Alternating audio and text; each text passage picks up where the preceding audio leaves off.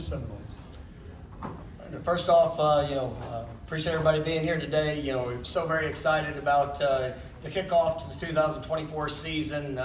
It's been a great off season for our program. From starting back there in January, going through the winter program, spring practice. The summer workouts, and then reporting tomorrow. Just so excited about this team. Excited about the young men that I get to coach.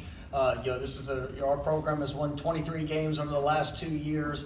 We have 77 players that were a part of last year's team that are back for this next season. So we've got a lot of experience and guys that have contributed to helping elevate the program to where it is. And now all of our focus goes into the task at hand. And our objective this year is just to go get better.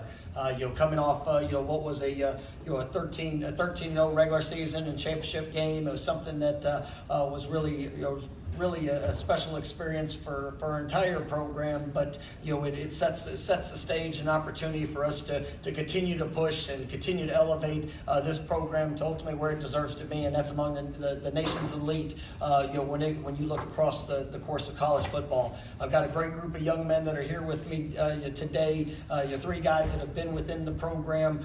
You've been a part of that journey, and they're tremendous representatives of Florida State football, and then so many great young men that are back in Tallahassee that you have, like I said, have contributed so much work to help build us to where we are and ultimately where we're going. So excited about the days that are ahead. We've got a great opener, kicking off in Dublin, Ireland. You kick off the college football season, and doing so against a very talented opponent in Georgia Tech. Conference opener. Our first 2 games are conference games. So there is an ultimate sense of urgency around our program to be able to get off to the best start that we possibly can. So excited about the steps ahead, and looking forward to get back on the practice field here this week. Coach, we have microphones in the room. If you would, please raise your hand, as 15 of them seem to have just shot up into the air. We'll get the microphones to you as quick as we can. To your right, Coach, second row. We'll start with the 2 gentlemen wearing the teal shirts. Hey, Coach Mike, Chris Heidel from Purpose from Radio in Baltimore. Talk about the defense. Last year was such a great defense, flying around with Jared Verse, and also who's the next person, next man up on the defense? Well, really excited about a couple of guys that we have here today. Pat Payton, who's been an all-conference performer, former rookie of the year in the ACC. I would say was an all-conference performer this past season. He was really expecting him to take another step in his game. Josh Farmer was an all-ACC performer there on the defensive front. We've got a great supporting cast with those guys in the forcing unit. You look at all 3 phases of our defense. A guy like DJ Lundy, who's played so many snaps throughout the last 4 years of his time at Florida State. And now he emerges as a leader within the course of this defense. The guys in the secondary, I think we got 2 of the best corners in the ACC, guys that have All-American type capabilities in Fentrell Cypress and Azari Thomas. Very experienced defensive backfield with length, size, ability. So I think our defense is as deep as it's ever been.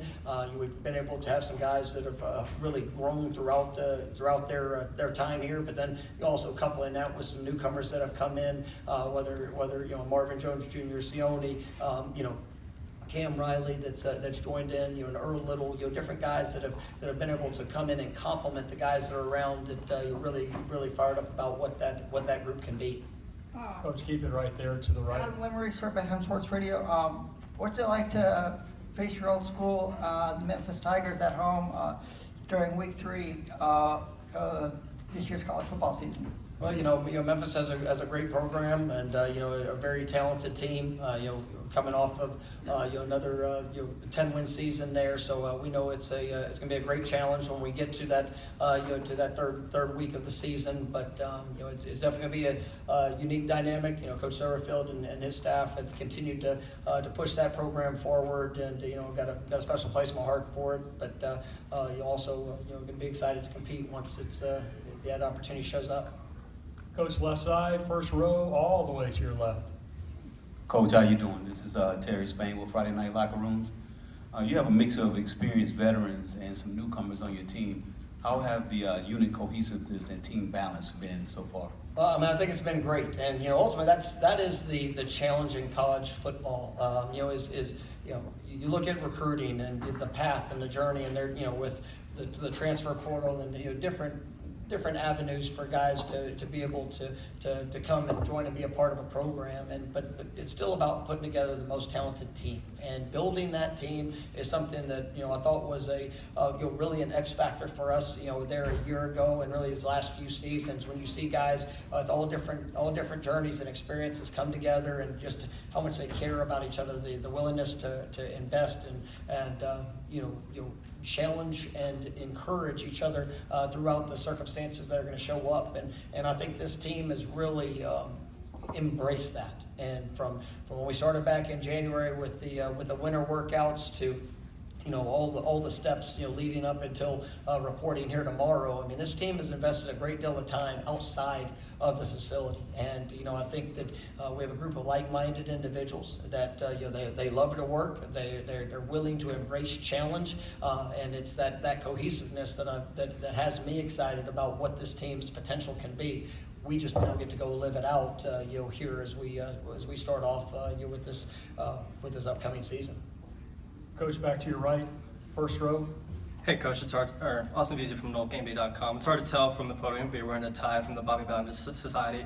What does it mean to be representing him and the university he had so much success for? Coach Bowden was just such a wonderful example for anybody that's in coaching, the college football as a whole, and just what he means and meant to Florida State in his time there leading the program, and he's such an icon for us. I was fortunate to be able to get to know him when I first took the job, and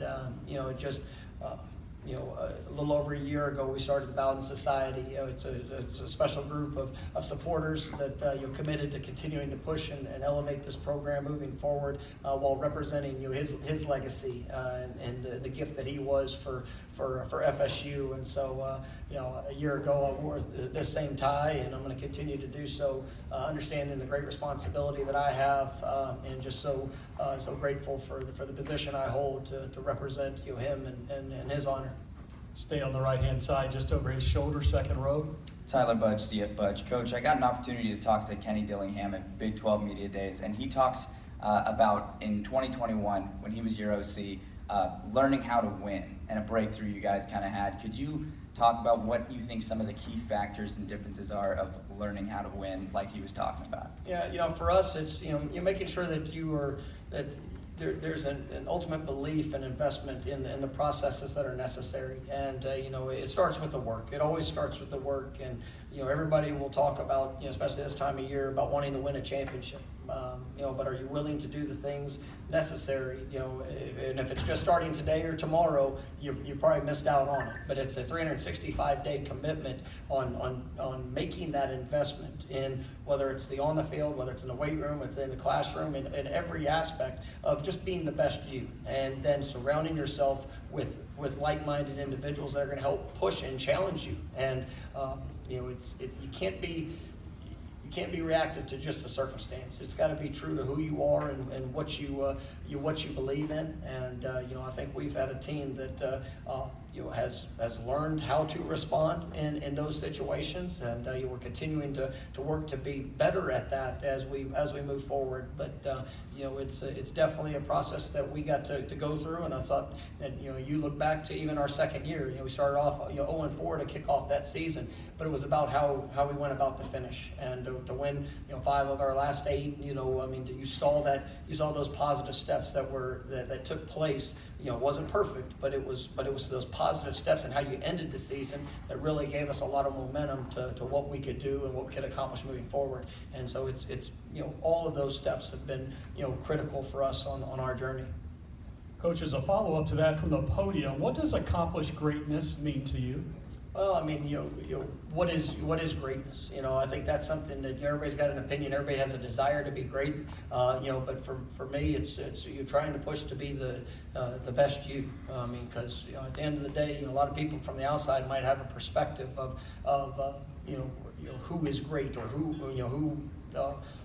is the greatest. But for us, let's control the things that we can control. Let's go out there and be the best that we can be. And if we are willing to show up and do that on a daily basis, and are willing to work to get better, then, you know, you'll look back and greatness will be accomplished. So, you know, to accomplish greatness, it's to show up and accomplish being the best that you can be on a daily basis, you know, in the things that you love to do, but then also in the things that maybe you don't always enjoy, that you're still willing to go give it all. Coach, thank you. You can switch places with Joshua